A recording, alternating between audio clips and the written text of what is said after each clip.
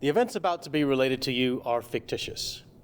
I could have lied and said they were true, but I've been told honesty is important, and I don't want to start our relationship off on the wrong foot, which is something I've been accused of in the past. But I'm working on it. Our story can be summarized in 3 words.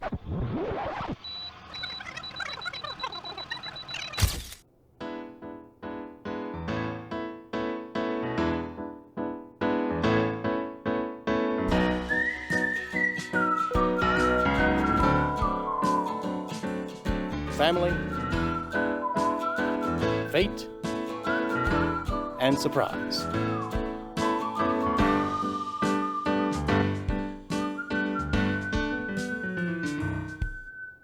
Now, to clarify, surprise is not the 3rd word. The 3rd word is a surprise. I apologize for any confusion and unwarranted anxiety. Now, onto our story.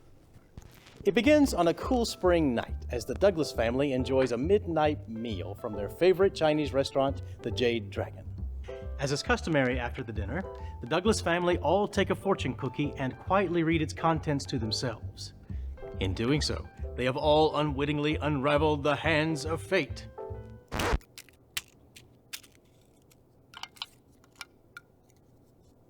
You will soon be reunited with an old friend.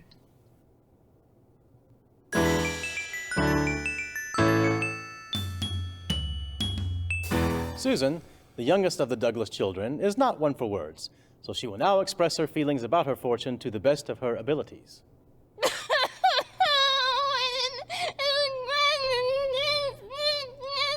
There, Susan, there. In order to best understand Susan's current emotions, we must first venture back in time 2 years to the night when Susan met Bill.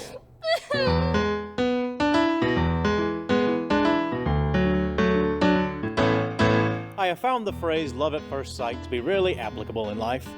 However, no other saying serves to define Susan and Bill's relationship quite so well. They first met at a board game night hosted by Susan's former best friend, Grace. And as their eyes locked for the first time across the scattered remnants of a half-finished game of Parcheesi, they knew they were meant to be. That very night, Bill asked Susan out on their first date. 14 months later, he proposed. 10 months after that, on the date of April 4th, they would be married. However, tonight, after finishing their second meal for the evening, the date of April 4th has another name: tomorrow. The subject of Susan's fortune is not lost on her, though tonight of all nights, the scope of applicability is rather large. Tomorrow, she will be greeted and celebrated by many old friends, yet her mind will not go to any of them. Instead, it will turn towards one single person, Grace, her former best friend. In order to gain insight into the shattered remains of Susan and Grace's friendship, we must now turn to the second-born child of the Douglas family, Greg.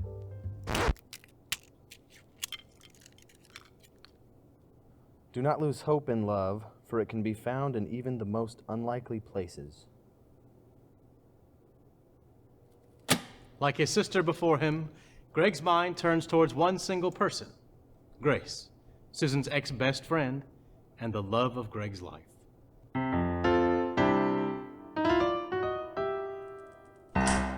Greg, like his sister, is not one for words, so he will now express his feelings about his fortune to the best of his abilities.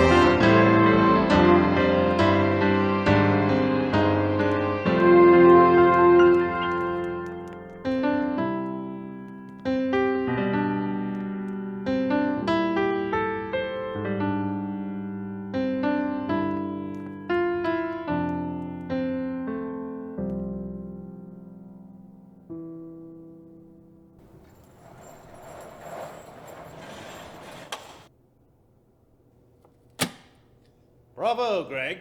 Bravo. Love at its core is a simple thing. However, young men have a special ability to complicate anything. And your sister finding out 3 days before her wedding that you've been secretly dating her maid of honor is the very definition of complicated. While both Susan and Greg contemplate their individual relationships with Grace, we will now turn towards the eldest and final Douglas child, Jill, and her fortune.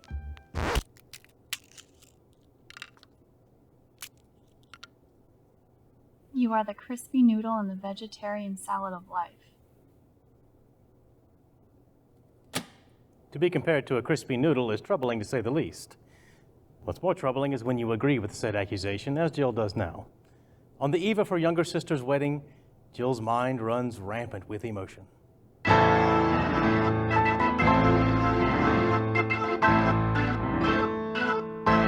Jill, as per her younger siblings, is not one for words, so she will now express her feelings about her fortune to the best of her abilities.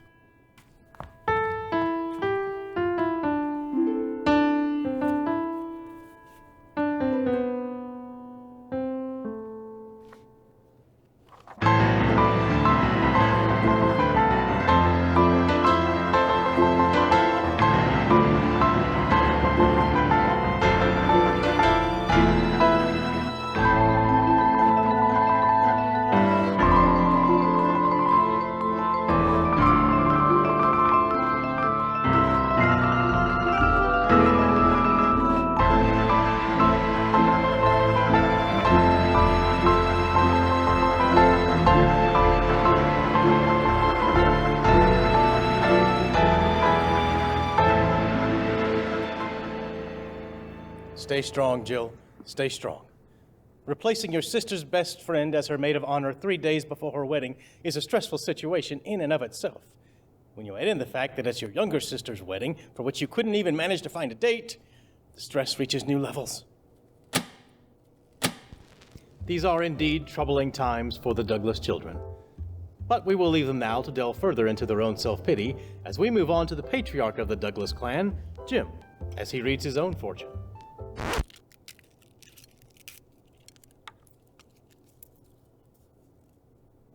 Find what you love and never let it go.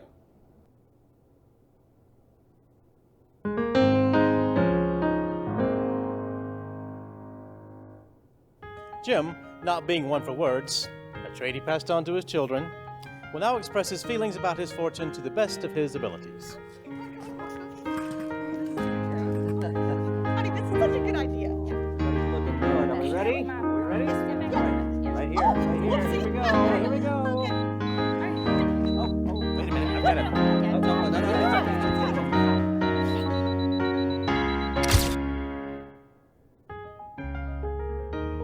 Well done, Jim.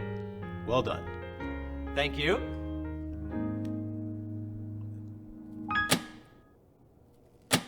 The time Jim has spent with his family and the memories they've created together bring him joy beyond allegorical compare.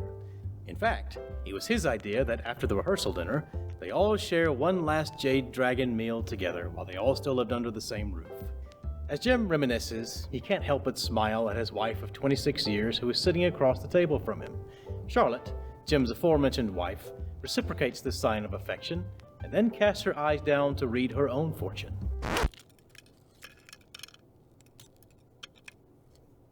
I cannot help you, for I'm just a cookie. Upon reading her fortune, Charlotte thinks to herself just how true and poignant this little piece of paper is. It is, in fact, the only true fortune that exists. And Charlotte, being one for words, decides to share her insight and fortune with the rest of her family. Will you listen to this? I cannot help you, for I'm just a cookie. Is that the silliest thing you have ever heard? Just goes to show you how ridiculous these things really are. Yeah. I think they can be helpful sometimes. It's not like they're insightful or actually know anything. They just express a common feeling that almost anybody can relate to. Yeah. And the helpful part is that by being generic, it can allow you to realize what's actually on your mind. Yeah. And once you know what that is, you can actually do something about it. You're not trapped with just one silly fortune cookie. Yeah. All at once, something inside the Douglas children begins to resonate with their mother's words. They all decide to take action on their current situations, attempting to finally become people who speak to each other about their feelings. The Douglas children simultaneously erupt. I'm sorry. All being slightly taken aback, Greg decides to take the initiative and simplify things. Susan, I'm sorry.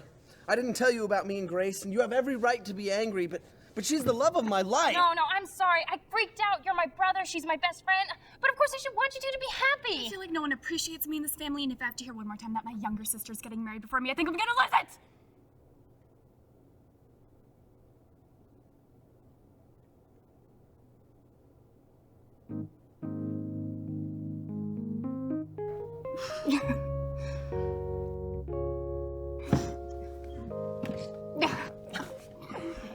Well, this is cathartic.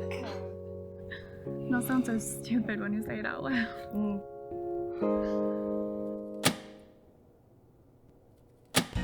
Ah, family. The following day, Susan and Bill's wedding went off without a hitch. That is, except for Susan and Bill, who did indeed get hitched. Grace was re-invited to the wedding, much to Greg's delight, and the two danced together to every song at the reception. Jill fulfilled her maid of honor duties with great aplomb, to the notice of many onlookers. By the end of the night, she had received the numbers of the photographer and 2 groomsmen.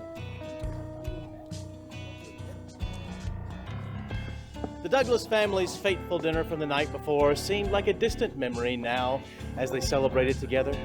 And even though in name there would be one less Douglas child, the 3 siblings have never felt closer.